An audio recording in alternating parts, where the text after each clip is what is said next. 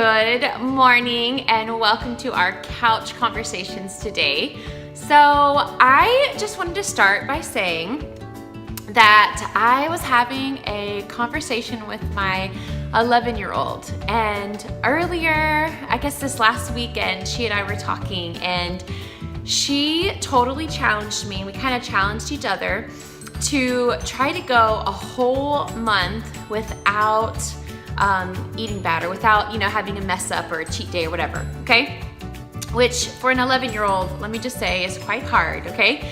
But she was totally up for the challenge, and I totally encouraged her because, one, she is an athlete, and if you have kids who are athletes, I really hope you do encourage them to make wise choices, not put them on some strict, crazy diet. That is not at all what I do, but I do encourage both of my kids to make healthier choices, simply because I know if they don't and they continue to make poor choices, what it can lead to down the road, right? So I don't need any hate mail. My kids are totally fine. Okay.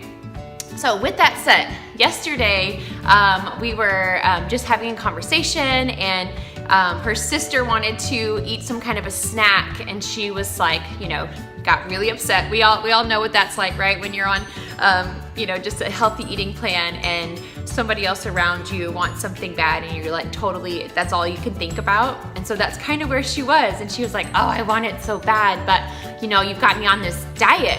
And I was like, first of all, I totally do not have you on a diet, okay? Like, let's not tell people that, because I'm gonna go to jail. But second of all, I was like, you know what, Matt? You just totally gave me a really great thought. So what I wanted to talk about on our couch conversations today is this. And it's probably going to be one of those shocking moments that you're like, oh yeah, well, and that's kind of how it hit me. Eating healthy, okay, this is my tip for you. Eating healthy is not a diet, you guys. So please stop saying that. When you are eating healthy, you guys, that is the normal, right? It may not be our normal, but that is the way of life. Eating healthy is the way to eat, okay? What we do is we jack it all up. Right, we get off on eating these sugary items and snack items and cheat things. That is a diet choice, right? Eating healthy, that's normal. Totally not a diet. Eating healthy is the way to eat. So that totally made me think of that, babe, this is not a diet. It is just the way we should be, right? So that is number one. Number two, this is what I actually have this conversation a lot with other people, but this is one of those gut check kind of realizations, okay? So I'm gonna speak to the women here for a little bit, only because, and totally not stereotyping, but mainly women are the ones in the homes who we buy the groceries, generally speaking, okay? In my home, I'm the one that goes out and buys the groceries. And here is the thing. I am the gateway, okay? If I'm the grocery shopper, I am the main gateway of what comes in my household, right? So if I personally didn't buy Pop-Tarts or sugary cereals, ice cream, cookies, potato chips, if I didn't buy them, they wouldn't be in my home, and my family and myself would not have access to it.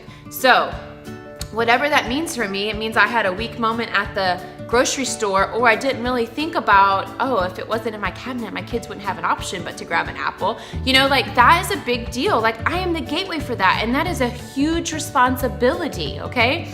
A huge responsibility in the fact that I want to provide my family with the very best options for them so that they can have the very best life, okay? I'm not saying I don't eat snacks, and I'm totally not saying my kids don't eat snacks. What I'm saying is if I didn't go buy all that stuff, it wouldn't be an option for them, and my kids will totally go and eat fruit, or they'll eat some kind of, my kids love carrots, they love carrots. So that would be their main choice, and kids love choices, and if we give them less of a choice, they're gonna choose the better option. So that is a really big thing. And I'm just speaking to really the grown-ups, because as a trainer, you know, you guys, I have so many parents come to me and tell me they want me to make, you know, to put their kids on a diet and to, you know, they've gained some weight, and you know, here's a really hard conversation I have to have sometimes is, you know, I can help train your kiddos and I can help teach them really specific things, but when they leave my gym or when they leave my program, I'm not the one taking them to McDonald's before they go to practice. I'm not the one, you know, feeding them at nighttime, and I'm not, you know, that I can't take that responsibility on. And as you know, as a grown-up, that's our responsibility. So, you know, I hope that helps you today, but that's just real life. That's just the battle that we have to face every day. And I'm not, you know, I'm calling out myself here, because that was such a great conversation with my 11-year-old that, you know what, I'm first of all, eating healthy is the norm. Like, let's just make that a realization.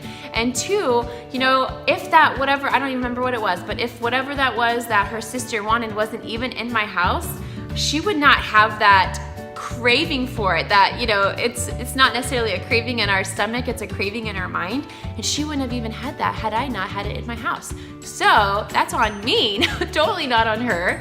But I want her to succeed because I want them to, you know, be able to excel, not only for themselves in their sports that they're doing, but for their team. You know, it makes sense that I want them to do their best for their team.